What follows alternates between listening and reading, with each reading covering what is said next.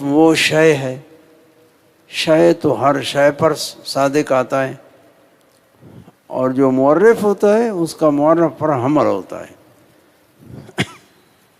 تو اس لیے میں ذکر ہے ماں کا عام کا، تو مراد یہاں خاص ہے.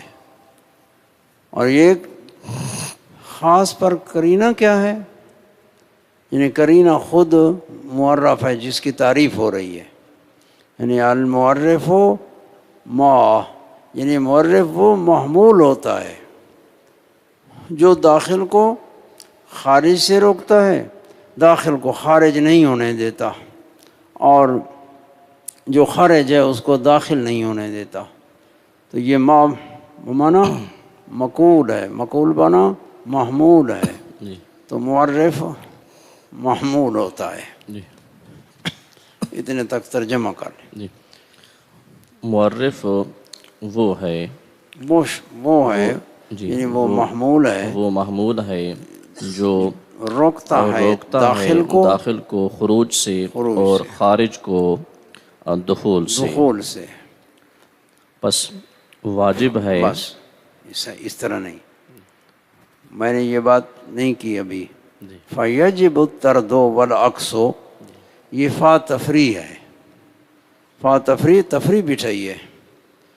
یعنی جب یہ بات ہے جو پیچھے تعریف آئی، تو پھر یہ ثابت ہو گیا کہ طرد واجب ہے تعریف میں، تو عکس بھی واجب ہے. جی طرد اور عکس ان کے الفاظ ہیں.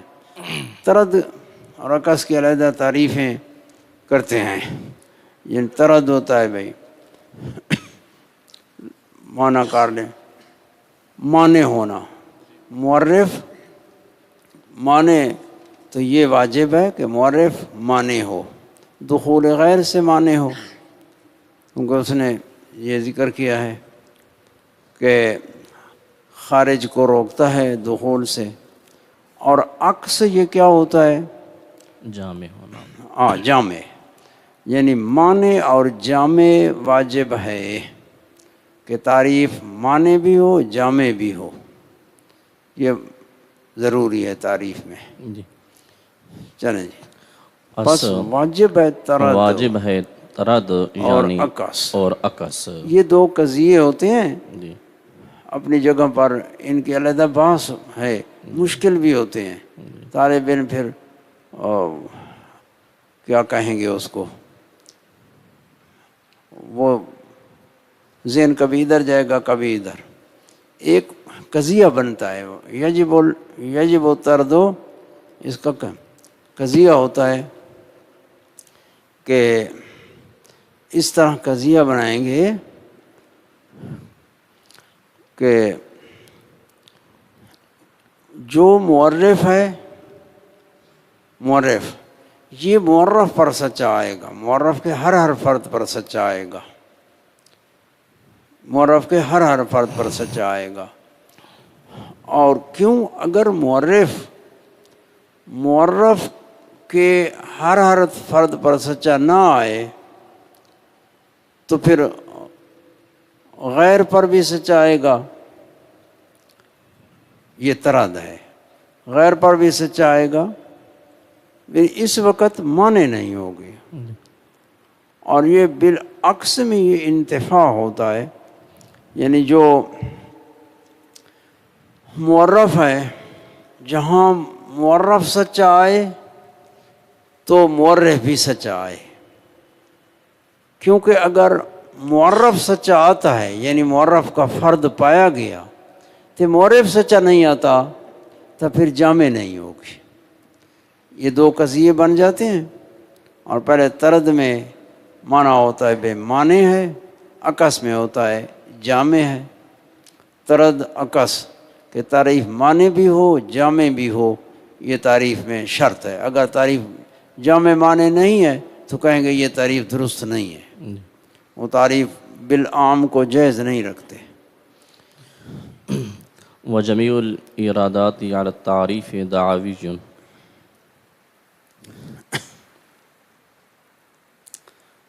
چلو پیچھے 3 ایراد آئے، منع، نقض، معارضہ، اعتراضات ہوتے ہیں.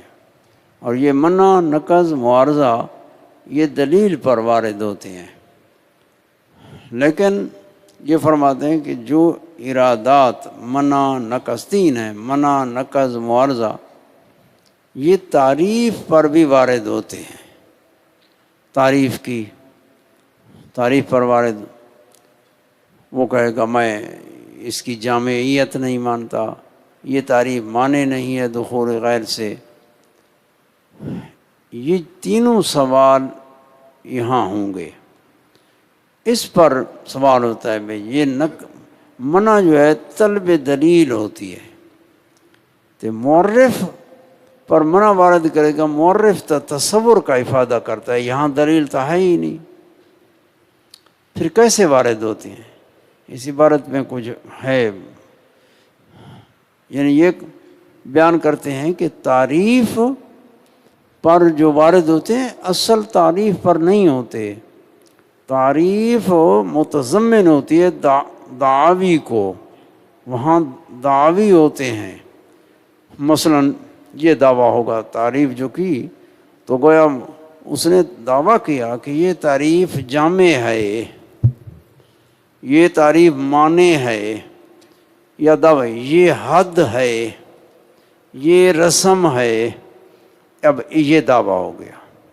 دعویٰ چونکہ قضیہ ہوتا ہے تو قضیے کا علم تصدیق، تو پھر منع نقض معارضہ یہ دعوی ضمنیہ پر وارد ہوتا ہے، تو یہ کہہ دیتے ہیں بھئی تعریف پر یہ تینوں اراد ہوتے ہیں، لیکن اصل تعریف پر نہیں ہے، اصل تعریف دعوی پر مشتمل ہوتی ہے۔ تو تینوں اعتراض، اب تینوں اعتراض ہو گئے، تو کہتا ہے جواب میں پھر کیا ہو، یعنی جواب میں یکفی فی جواب المنع، منع کافی ہے۔ وہ کہے گا مثلا اس نے اعتراض کیا تو وہ جواب، وہ کہے گا میں تسلیم نہیں کرتا کہ جامع نہیں ہے، میں تسلیم نہیں کرتا کہ معنی نہیں ہے، بس یہ ایک ہی جواب ہوگا۔ جیسے پیچھے نقض معارضہ اور منع اس کے جواب علیحدہ علیحدہ ہیں، یہاں یہ ایک ہی جواب ہے، یعنی جواب منع والا کافی ہے کہ وہ کہے گا میں تسلیم نہیں کرتا کہ یہ تعریف جامع نہیں ہے، یا معنی نہیں ہے۔ چلو جی، تو وہ تعریف سے دعوی مفہوم ہوتے ہیں، ان دعوی پر یہ اراد ہوتے ہیں۔ چلو جی، اور جمیع ارادات اوپر، یعنی اعتراضات وہ جمیع اعتراضات وہ تین اوپر، ہیں، جی، اوپر، منع نقض معارضہ، جی، وہ اوپر تعریف کے، اوپر تعریف کے دعاوی ہیں۔ ہاں یہ عبارت جو ہے نا آگے پیچھے ہے، یعنی مطلب ہے کہ تعریف دعووں پر مشتمل ہو جاتی ہے، تعریف جو تعریف کرتا ہے تعریف کرنے والا جی، تو گویا وہ دعوے کر رہا ہے، جی، دعوے متعدد ہوں گے، جی، تو وہ یہ ہوں گے بھئی یہ حد ہے، یہ رسم ہے، یا کہے گا یہ دعویٰ ہوگا بھئی یہ جامع ہے، یہ معنی ہے، پھر معترض خصم کہے گا تین اعتراض کرے گا، جی، منع نقض مثلا یہ کہے گا معارضہ، بھئی یہ جامع نہیں ہے، جی، وہ جواب دے گا میں یہ تسلیم نہیں کرتا کہ جامع نہیں ہے، جی، یا کہے گا بھئی یہ فرد ہے، تعریف سچی نہیں آ رہی، جامع نہیں، وہ کہے گا میں تسلیم نہیں کرتا، جی، یا سچی آ رہی ہے یا اس فرد کی نفی کرے گا بھئی یہ فرد اس کا ہے ہی نہیں۔ جی، اس طرح جوابات ہوں گے تو اصل دعاوی ضمنیہ کی طرف متوجہ ہوں گے، جی، اور کافی ہے بھی جواب کافی ہے ان بیچ ارادات ان کے اعتراضات کے منع۔ چلو جی، وہو حقیقی ان کان بذاتیاتی و رسمی ان کان باللازمی و لفظی بلفظ اظہر مرادف۔ اب یہاں سے چونکہ معرف کی تعریف آ گئی ہے تو اب تقسیم کرتا ہے بھئی معرف تین قسم ہے، معرف حقیقی، ایک معرف رسمی، تیسرا ہے لفظی، تیسرا لفظی۔ تو یہ فرماتے ہیں کہ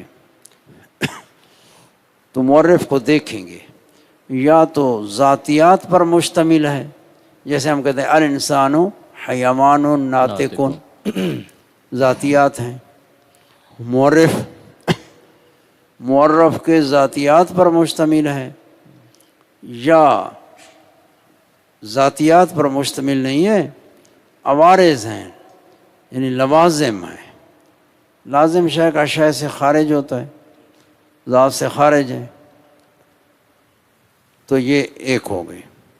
یا لفظ اشہر مرادف سے تعریف کی گئی ہے، معرف کو بیان کیا گیا ہے. لفظ اشہر مرادف یعنی معرف لفظ ہے وہ مشہور ہے، لیکن جو معرف آ رہا ہے وہ اشہر ہے.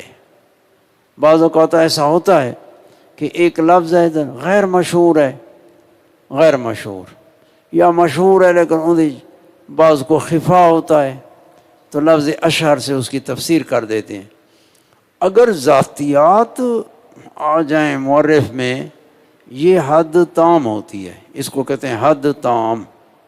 اور اگر لوازم سے تعریف ہو، لوازم، اس کو رسم کہتے ہیں. یہ منطق میں جس کو رسم کہا جاتا، یہ رسم ہوتی. کبھی اس میں جنس بھی ہوتی ہے اور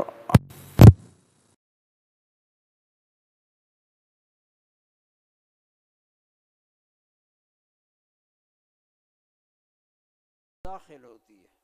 پھر وہ کہتے ہیں جو داخل خارج سے مرکب ہو وہ بھی خارج ہوتا ہے، تو مجموع کو خارج کہہ دیتے ہیں، تو لوازم کہہ دیتے ہیں. ذات سے خارج ہیں اور لازم ہیں، تو یہ تعریف ہوتی ہے، تعریف رسمی، اس کو رسم کہا جاتا ہے. اور تیسری ہوتی ہے لفظ اشہر مرادف سے، وہ اشہر مرادف سے، جیسے الغضنفر. الغضنفر کا لفظ کسی نے سنا ہے، کسی نے نہیں سنا، پتہ نہیں غضنفر کیا ہوتا ہے، تو وہ آگے اس کی تفسیر کرتا ہے. الغضنفر الاسد.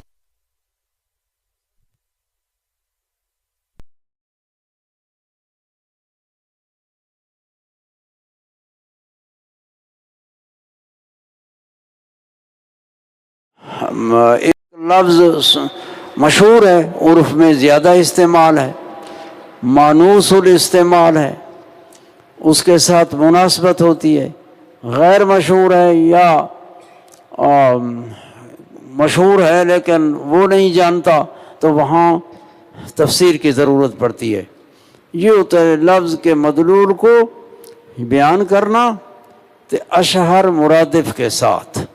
اور اس لفظی تعریف میں جو معنی و مدلول ہوتا ہے وہ ذہن میں پہلے ہوتا ہے، تعریف سے ذہن میں نہیں گیا، بلکہ تعریف سے وہ یعنی لفظ بیان کیا گیا، معنی کا لفظ موضوع، بھئی اس معنی کے لیے جو تیرے ذہن میں ہے یہ لفظ بھی موضوع ہے.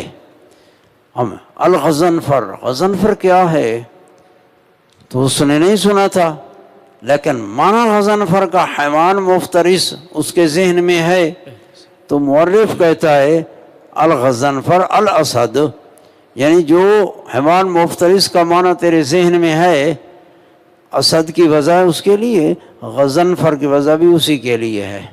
لیکن جو تعریف حقیقی ہوتی ہے یہ وہ ہوتی ہے کہ تعریف سے معنی ذہن میں جاتا ہے، پہلے نہیں ہوتا، اس کو تعریف حقیقی کہا جاتا ہے. اور وہ معرف حقیقی ہے اگر ہے معرف ساتھ ذاتیات کے، اور رسمی ہے اگر ہے معرف ساتھ لوازم کے، اور لفظی ہے ساتھ لفظ اشہر مرادف کے. چلیں وقد اجیز بالعامی. تو پیچھے یہ بات آ گئی، جو معرف جامع معنی ہوتا ہے، جامع معنی، اور یہاں یہ بیان کرتے ہیں کہ جو تعریف حقیقی رسمی وہ جامع معنی تعریف میں ہوتی ہے، کہ معرف جو ہوگا وہ معرف کے مساوی ہوگا، مساوی بھی ہوگا اور اجلا بھی ہوگا۔ اجلا اس کے تصور کا افادہ کرے گا اور اجلا ہوگا جمی مادہ سے امتیاز دے گا۔ تو یہ معرف کے لیے، لہذا اگر معرف عام ہو گیا تو عام وہ ہوتا ہے جو خاص کے ساتھ بھی ہوتا ہے، خاص کے علاوہ بھی ہوتا ہے۔ تو چونکہ معرف میں شرط کرتے ہیں کہ معرف و معرف کے مساوی ہو، مساوی عام، تو پھر مساوی عام ہے، یہ تعریف کا فائدہ نہیں دے گا، عام شے سے علاوہ بھی پایا جاتا ہے، تو عام سے معرف کی طرف ذہن انتقال نہیں کرے گا۔ اب انسان کی تعریف کریں، الانسان حیوان، یہ عام ہے، حیوان عام ہے، انسان میں بھی ہے، فرس میں بھی ہے، تو یہ معرف نہیں بنے گا۔ لیکن فرماتے ہیں قد اجیزا، یہ قد تحقیق کیا ہے، تعریف جو لفظی ہے وہ تعریف بالعام جائز ہوتی ہے۔ اسے بتا گیا کہ تعریف حقیقی، تعریف رسمی، یہ تعریف بالعام جائز نہیں ہے، یہ تعریف بالمساوی اور اجلا ہوگی، لیکن تعریف لفظی بالعام جائز ہوتی ہے۔ اور تعریف کے مقاصد ہوتے ہیں، بعض اوقات یہ مقصد ہوتا ہے مخاطب کا کہ اس کا بس اتنا پتہ چل جائے جو یہ کیا ہے، بس وہاں کچھ نہ کچھ امتیاز آ جائے، جمی مادہ سے نہیں ہوگا، بعض مادہ سے ہوگا۔ جیسے سعدانہ تو ایک لفظ ہے، سعدانہ تو مخاطب نے تو نہیں سنا ہوا تھا سعدانہ کیا ہوتا ہے، پتہ نہیں کوئی جنگل کا درندہ ہے، کو کیا ہے، تو معرف کہتے ہیں سعدانہ تو نباتن، سعدانہ بوٹی ہوتی ہے، بس اب اس کا مقصد حل ہو گیا کہ بس اتنا کہ بوٹی ہوتی ہے، تو بعض مادہ سے امتیاز ہو گیا تو اس کو باقی تحقیق کی ضرورت نہیں ہوتی۔ یہ تعریف بالعام لفظی جو ہوتی ہے، تعریف بالعام جائز ہوتی ہے۔ چلو جی، اور تحقیق جائز رکھی گئی، تعریف لفظی ساتھ معرف عام کے۔ چلو جی، وذاتی جو ما فہمہ فی فہم ذاتی وکیل ما لا یعلل۔ اب پیچھے حقیقی تعریف آئی بالذاتیات، معرف کے ذاتیات پر مشتمل ہوتا ہے، تو ذاتیات اب یہ بیان کرتے ہیں ذاتی کیا ہوتی ہے۔ یہ ہوتی ہے ذاتیات جس کا فہم، جب ذات کا فہم آئے تو اس کا بھی بیچ آ جائے، یہ ذاتی ہوتی ہے۔ یعنی ذاتی کسے کہتے ہیں؟ جو ذات کے فہم سے اس کا بھی بیچ ضمن میں فہم آ جائے، اس کو کہتے ہیں ذاتی، منسوب الی ذات۔ جب ذات آ جائے، وہ ذات آئے گی تفصیل سے، اجمال سے نا۔ اب الانسان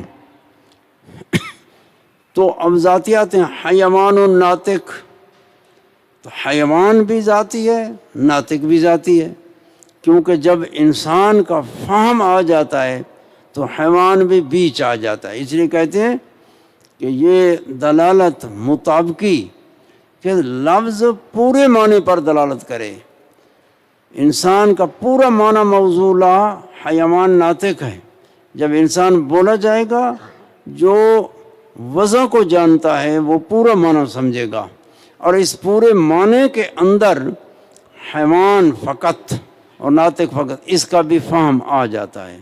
تو ذاتی اس کو کہتے ہیں کہ جس کا فہم ذات کے سمجھنے سے اس کا وہ بھی بیچ سمجھی جائے، یہ ذاتی ہوتی ہے۔ اور ذاتی وہ ہے جو فہم اور اس کا ذاتی وہ ہے جو فہم اس کا فہم بھی ذات فہم کے ذات کے. یہ اور بھی ہوتے ہیں کہ ذاتی وہ ہے جو ذات میں داخل ہو. ذاتی وہ ہے جو اس کی نفی سے ذات کی نفی ہو جائے. تعبیریں مختلف ہیں، مطلب ایک ہی ہے. اب اگر حیوانات کی یہ تعریف ہے انسان کی، اب اگر ہم حیوان کی نفی کر دیں میں تو انسان کی نفی ہو جائے گی. عام کے انتفاع سے خاص منتفی ہو جاتا ہے. تو ذاتی وہ ہے جو ذات میں داخل ہو، داخل کو ذاتی کہا جاتا ہے. یا ذاتی وہ ہے جس کے انتفاع سے ذات منتفی ہو جائے. یا ذاتی وہ ہے جو ذات کے سمجھنے سے وہ بھی بیچ سمجھی جائے. وہ اس کا بھی فہم آ جائے.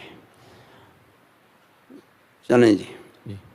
اور وکیلا اور تعریف کرتے ہیں ما لا يعلل، ما لا يعلل، یعنی ذاتی کیا ہے؟ ما لا يعلل، یعنی جس کا ثبوت ہو ذات کے لیے تو ثبوت کے لیے علت نہ ہو، ثبوت کے لیے کوئی علت نہ ہو، جس کا ثبوت ذات کے لیے ضروری ہو، اس کو کہتے ہیں ما لا يعلل. جس کی علت ہوتی ہے تو وہاں علت بیان کرنی پڑتی ہے. تو یہ کہ انسان، حیوان بھی آ گیا، ناطق بھی آ گیا، تو انسان آ گیا، اور یعنی اس کی ماہیت کا تقرر ہو گیا. یہ مرتبہ ماہیت وجود سے پہلے ہوتا ہے. جب حیوان بھی آ جائے، ناطق بھی آ جائے، تو ہم کہیں گے انسان کی ماہیت آ گئی. بس موجود اس وقت کہیں گے جب وجود کا ثبوت کریں گے کہ الانسان موجود اب آیا. تو تقرر ماہیت کا مرتبہ وجود سے پہلے ہوتا ہے. وجود لیکن خارج میں جو آئیں گے تو ماہیت بھی آئے گی تو وجود اکٹھے آئیں گے. لیکن عقل کہے گی کہ ماہیت پہلے ہے تو وجود بعد ہے. جیسے بچہ پیدا ہوا تو خارج میں انسانیت تو وجود اکٹھے آئے، لیکن عقل کہے گی کہ ماہیت انسان کی پہلے ہے، حضرت آدم علیہ السلام سے شروع ہے، لیکن وجود اب آیا.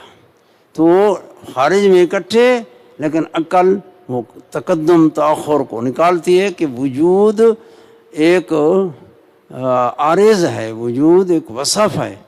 اور معروض، عارض اور معروض والا فرق ہوتا ہے کہ معروض کا مرتبہ پہلے ہوتا ہے، عارض کا مرتبہ بعد، پھر اس پر حمل کرتے ہیں. الانسان موجود، اب انسان پر موجود، یا الانسان قائم، زید قائم، یا زید عالم، یہ اوصاف صفتوں کا ثبوت.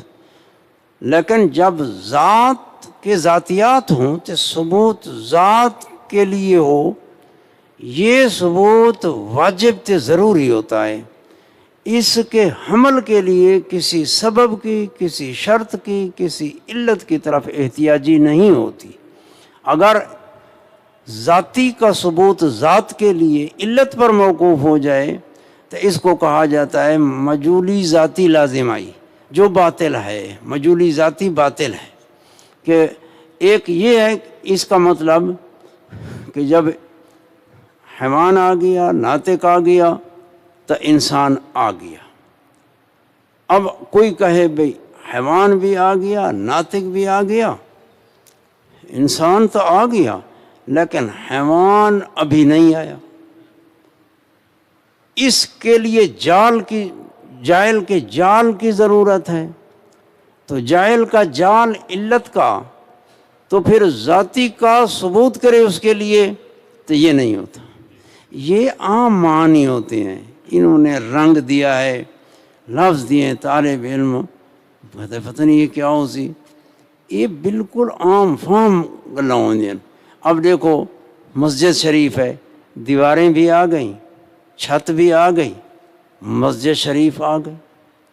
اب کوئی کہے کہ دیواریں نہیں آئیں، دیواروں کے لیے ثبوت کیا جائے، نہیں، ذاتیات ذات کے مرتبے میں ہوتے ہیں، جب ذات آ گئی ذاتیات خامخواہ آ گئے، جائل کے جال پر ذات مترتب ہو گئی، اثر بالذات، تو ذاتیات بیچ آ گئے۔ اب یہ نہیں ہے کہ ذات کا جال ہوا، جال کہتے ہیں یعنی ایک اثر ہے جو پیدا کرتا ہے، تو وہ جال کرتا ہے، عدم سے اس شے کی ماہیت کو ثابت کرتا ہے۔ تو جب شے کی ماہیت ہوتی ہے ذاتیات بیچ آ جاتے ہیں۔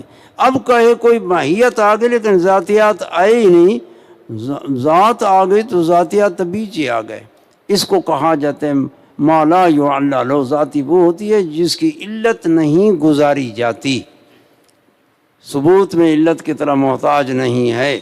جب ہم کہیں گے الانسان حیوان ناطق، یا الانسان انسان، ذات کا ثبوت ذات کے لیے، ذاتیات کا ثبوت ذات کے لیے، یہ واجب اور ضروری ہوتا ہے۔ جو واجب تھے ضروری ہو اس کے لیے علت نہیں ہوتی، یہ ہو گئی ذاتی۔ اور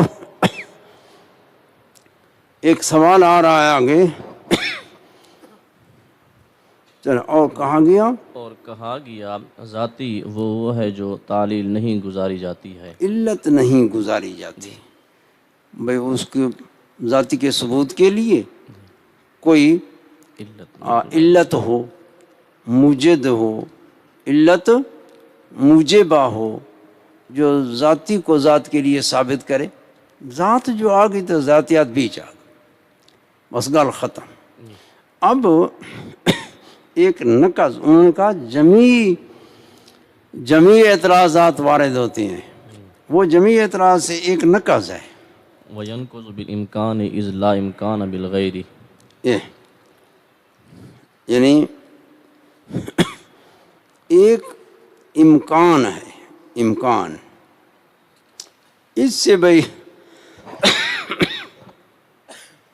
اس پر ایک سوال ہوتا ہے۔ مفہومات تین ہیں، ایک مفہوم ہوتا ہے جس کو کہا جاتا ہے واجب، دوسرا مفہوم ہوتا ہے، یہ مفہومات کی بات ہے، وہ ممتنع، تیسرا مفہوم ہوتا ہے ممکن، امکان، یہ مفہومات ہیں تین، اور موجودات بھی تین ہیں، ایک موجود واجب، دوسرا موجود جوہر، تیسرا موجود عرض، یہ موجودات ثلاثہ ہیں، وہ مفہومات ثلاثہ ہیں۔ اب جو واجب ہے اس کا مطلب واجب جس کا وجود ضروری عدم محال، اس کو کہتے ہیں واجب بالذات، جس کا وجود ضروری عدم محال۔ ضروری کا معنی وہ ہوتا ہے جو قضیہ ضروریہ، مطلقہ ضروریہ میں ضرورت ذاتی ہوتی ہے موجہات میں، اور ممتنع یہ ہوتا ہے کہ مفہوم عدم ضروری، عدم ضروری، جس کا عدم ضروری ہو پھر وجود ممتنع ہوتا ہے۔ واجب کا وجود ضروری عدم ممتنع، ممتنع کا عدم ضروری وجود ممتنع، یہ ممتنع بھی بالذات ہے، واجب بھی بالذات، ممتنع بھی، واجب بالغیر بھی ہوتا ہے، ممتنع بالغیر بھی ہوتا ہے، لیکن جو ممکن ہوتا ہے وہ بالغیر نہیں ہوتا۔ ممکن کا معنی کیا ہے؟ یہ ممکن نہ وجود ضروری نہ عدم ضروری، واجب میں وجود ضروری عدم ممتنع تھا، ممتنع میں عدم ضروری اور وجود ممتنع، لیکن امکان بالکل آپس میں مقابل ہیں، تو اس میں یہ ہے کہ نہ وجود ضروری نہ عدم ضروری، ترازو کے دو پلڑوں کی طرح برابر، ترازو کے دو پلڑوں کی طرف برابر، وجود نہ وجود ضروری نہ عدم ضروری۔ یہ آ گئی کچھ تمہید۔ اب یہ ہوگا کہ یہ جو امکان ہوتا ہے، امکان اذ لا امکان بالغیر،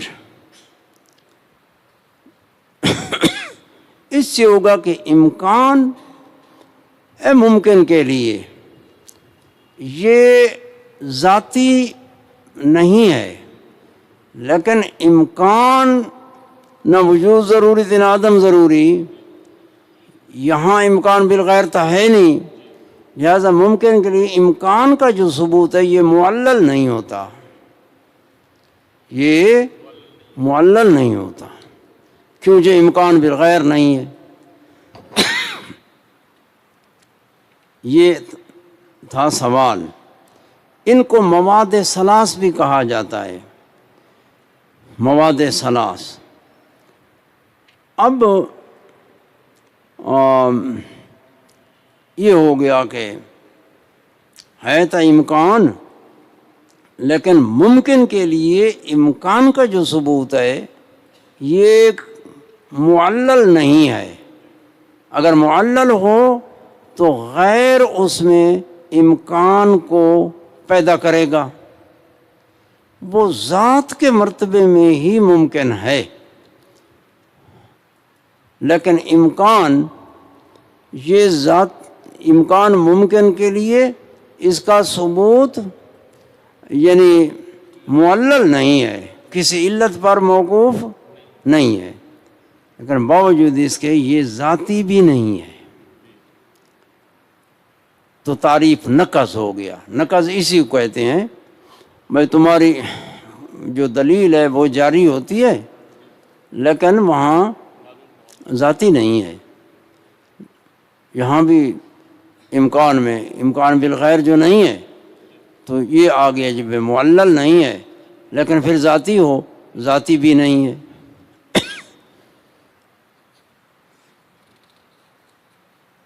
چلو جی،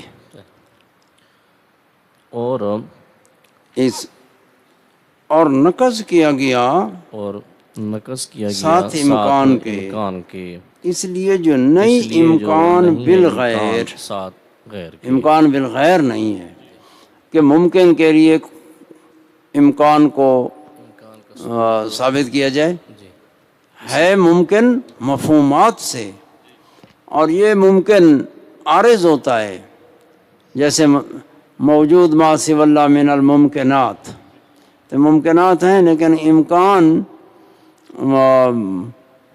ذاتی بھی نہیں ہے لیکن معلل نہیں ہے، ذاتی کی تعریف سچی آ رہی ہے، ذاتی ہے نہیں، اسی کو نقض کہا جاتا ہے۔ بھئی تمہاری جو دلیل ہے ذاتی کی، کہ ذاتی وہ ہوتی جو معلل بالغیر معلل نہ ہو، امکان بھی معلل تو نہیں ہے، پھر ذاتی ہو، حالانکہ یہ ذاتی نہیں ہے۔ اس لیے جو نئی امکان بالغیر۔ چلو جی، وأورد تعریف الماہیت بنفسها وأجزائها تحصیل الحاصل والعوارض خارجة فلا يتحصل بها الحقیقت۔ یہ سوال کیا انہوں نے، تو یہ سوال کیا یعنی تعریف میں جو کیلا کہا نا، تو پہلی تعریف اس نے کہا ذاتی، اور پھر کہا وکیلا ما لا يعلل وينقض، ایک کیلا کا ذوف بیان کیا ہے، بھائی اس پر نقض وارد ہوتا ہے، پہلی تعریف پر نہیں ہوتا۔ اب امام رازی نے ایک سوال کیا، بھائی ماہیت کی تعریف ہو ہی نہیں سکتی۔ امام رازی صاحب کے نزدیک ہے نا تصورات، وہ کہتے ہیں بھئی یہ تعریف حقیقی یہ نہیں ہو سکتی، اس کا ایک سوال ہے۔ بھئی ماہیت کی جو تعریف کریں گے، یا تو ماہیت کی تعریف ماہیت سے ہوگی، ماہیت ما بے حصہ ہوا، اس کو ماہیت کہا جاتا ہے، ماہیت کلی ہوتی ہے۔ تب ماہیت کی تعریف یا تو ماہیت سے کریں گے، نفس ماہیت سے، یا ماہیت کی تعریف اس کے اجزاء سے کریں گے تو یا عوارض سے کریں گے۔ عوارض وہ ہوتے ہیں جو خارج ہوتے ہیں شے سے، اور عارض ہوتے ہیں۔ اگر نفس ماہیت سے ہو یا اجزاء سے ہو، نفس ماہیت بھی معرف کا عین ہے، یہ اس طرح بن جائے گا۔ انسان کیا ہے؟ انسان ہے۔ انسان جو انسان کو نہیں جانتا اس کو کیا فائدہ حاصل ہوا؟ اور جو انسان کو جانتا ہے پہلے تو معرف نے کیا فائدہ دیا؟ تحصیل حاصل کی ہوگی۔ اور اگر اجزاء ہوں، الانسان حیوان ناطقون، یہ اجزاء آ گئے۔ اجزاء انسان کا عین ہے، تو جو عین ہے تو پھر تحصیل حاصل کی ہوئی۔ جو انسان پہلے ہی اس کو حاصل ہے، اجزاء سے کیا اضافہ ہوا؟ ایک سوال ہے۔ اور اگر عوارض ہیں تو عوارض ماہیت کی کنہ کا افادہ نہیں کرتے، یعنی عوارضات ہیں، خارج ہیں، شے کی کنہ کا افادہ نہیں کرتے، تو پھر تعریف حقیقی تو نہ ہوئی ماہیت، سمجھے نا؟ جی تو یہ آ گیا ایک اعتراض۔ اعتراض۔ جی اس کا جواب دیا ہے، جی بھئی ہم شک یہ لیتے ہیں کہ ماہیت کی تعریف اجزاء سے ہے۔ اب تم کہو گے، کیا کہو گے؟ کہ تحصیل حاصل کی ہے، جی ماہیت اور اجزاء عین ہیں، جی تو فرمایا نہیں، ماہیت حاصل تھی اجمالاً، اجزاء جب آ گئے معرف میں تو اب تفصیل حاصل ہوئی ہے، لہذا تفصیل سے جو حصول آ رہا ہے یہ حصول حاصل کا نہیں ہے، حاصل اجمالاً تھی، اب تحصیل معرف سے تفصیلاً ہوئی ہے۔ جی چلیں جی، اور وارد کیا گیا وارد کیا میں طور کے تعریف ماہیت کی تعریف ماہیت کی یا بنفسہا ہے، یا بنفسہا خود شاذات اس کی ذات سے، یا سات یا اجزاء اس سات کے، اجزاء اس ذات کی تحصیل حاصل کی ہے۔ اور یہ دو اجزاء سے جی یہ جو ہیں تحصیل حاصل کی ہے، تحصیل حاصل کی موال ہے، جی اور یا عوارض جی اور عوارض خارج ہیں، خارج ہیں، پس نہ حاصل ساتھ اس کے اس کی حقیقت حقیقت تو حقیقت عوارض کنہ کا افادہ نہیں کرتے۔ جواب یہ کہ تصورات جو متعلق ہیں ساتھ اجزاء کے تفصیلاً جب جب مرتب کیے جائیں، جب مرتب کیے جائیں، جی تفصیل نہیں ہوا، ترتیب ہوگی، جو ترتیب امور معلومہ ہے، منطق بتائے گی بھئی یہ جنس ہے اس کو پہلے رکھو، یہ فصل ہے اس کو بعد میں رکھو، اور یہ رکھ کر پھر مرت بنائے ہو، اس کے اوپر منطبق کرو، کہ بالکل منطبق ہو جائے تو بس سمجھو حقیقت یہی ہے۔ اگر انطباق نہیں ہو رہا، یا یہ بڑھ جاتی ہے، شے تھوڑی ہے یہ زیادہ بڑھ گئی، یا یہ کم ہے تو شے زیادہ ہے، تو پھر ہم سمجھ لیں گے کہ کوئی ذاتیات ابھی باقی رہتے ہیں، یا شے سے بڑھ گئی تو ہم کہیں گے کوئی ایسی چیز ہے جو ہے عوارض، ہم نے اس کو ذاتیات میں رکھا ہوا ہے۔ انطباق پورا جب آئے گا اس وقت ہوگا کہ یہ ہے، جیسے انسان کی حیوان ناطق، اب حیوان ناطق پورا منطبق ہے، اس لیے کہ یہ طاقت بشری سے ہے، ورنہ حقیقی تعریف مشکل ہے بہت، بس وہی جانے جس نے پیدا کیا۔ ہم جو کہتے ہیں انسان کی حقیقت حیوان ناطق ہے، یہ طاقت بشری صرف کی تو اس وقت کہا جب ترتیب دیے گئے، جب اجزاء ترتیب دیے گئے اور جو تصورات ہیں اور مقید کے پاس یہ مجموع حد ہے موصل طرف صورت وحدانیہ کے، جو متعلق ہے ساتھ جمیع اجزاء کے اوپر اجمال کے، پس اس جگہ اوپر اجمال کے، یعنی جو محدود ہے وہ اجمال ہے، اور جو ہم نے حد کی ہے اجزاء سے یہ تفصیل ہے، بس اس جگہ تحصیل امر کی ہے جو نہیں تھا حاصل، ایک شے کی تحصیل ہوئی ہے جو پہلے حاصل نہیں تھا۔ چلیں جی، فتدبر تو اس میں تدبر کر۔ مقصود یہ ہے کہ انہوں نے فرمایا کہ عوارض تو کنہ کا افادہ نہیں کرتے، لہٰذا یہ تعریف امام راضی کا اعتراض ہوا، ماہیت کی تعریف ماہیت سے یا ماہیت کے اجزاء سے، اجزاء عین ماہیت ہیں، تحصیل حاصل ہے، عوارض سے تو کنہ کا افادہ نہیں کرتے۔ تو اس پر سوال کرتا ہے بھائی اگر تدبر میں اشارہ ہے اس سوال کے جواب کی طرف، بھئی معرف سے مقصود تعریف سے ضروری نہیں ہے کہ شے کی کنہ اور حقیقت کا ادراک، گاہے معرف کے لیے یہ ضروری ہے یا شے کی حقیقت سے کشف کرے، کنہ کا افادہ کرے، کنہ بمعنی حقیقت، اور یا جمی مادہ سے امتیاز دے۔ ٹھیک ہے، عوارضات یہ کنہ کا افادہ تو نہیں کرتے لیکن معرف کو جمی مادہ سے امتیاز دیتے ہیں، لہذا یہ تعریف جائز ہوگی۔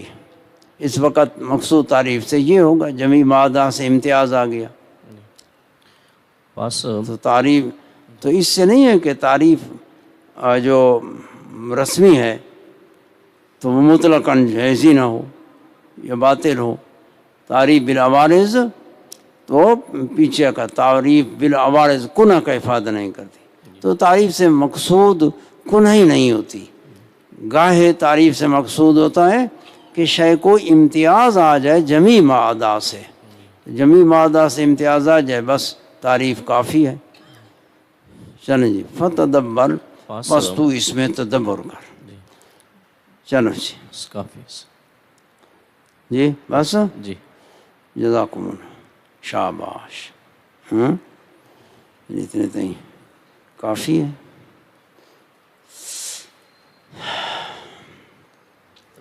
الحمد للہ رب العالمین والعاقبۃ للمتقین والصلاۃ والسلام علی رسولہ محمد وآلہ وصحبہ اجمعین۔